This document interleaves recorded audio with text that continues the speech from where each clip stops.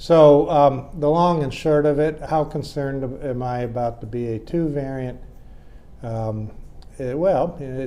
We're seeing more of it here in the United States. Interestingly, it hasn't caught on as fast in the U.S. as it did in Europe.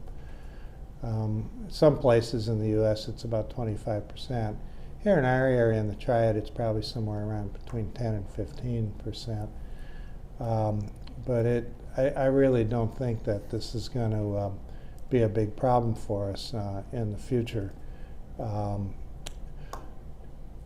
I also want to remind people, as I've been saying all along, that COVID is not over. So I was asked the other day in the grocery store, Dr. Oh, when is COVID going to be over? When will it be over? And my response was, it'll be over when Tom Brady stops playing football. and as you know, he's back to playing football. So I guess it's kind of like we'll let Tom Brady be our COVID groundhog. So we have in store some more COVID in front of us. I still think that the worst is behind us. I think that the January wave is the worst we're going to see for the sheer number of cases, and I think Delta was the worst as we're going to see for severity of infection and numbers of deaths. And so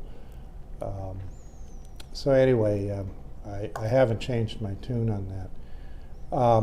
We are going to continue to live with COVID in a way that's a little bit different. Will our masks have to come back? Well, I think a lot of it's going to be individual, just like it is right now. If you want protection, if you have an underlying health condition, if you're older, if you are immunocompromised, you probably want to be wearing a mask. Will we be doing it for the entire society? Maybe we won't need to. Maybe we'll mask the people who need to be masked to protect themselves. One thing that we really, I think, is going to be a big difference is antiviral treatment for COVID, and we're seeing that open up more and more and more now. So, and at some point, will be some pharmacies will see it that if you get a positive COVID test, you'll be able to get your antiviral drug, your quote, Tamiflu for COVID, at the same time.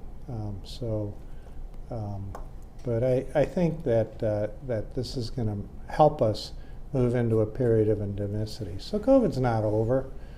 We're just going to change, and the way COVID impacts us and how we think about COVID is changing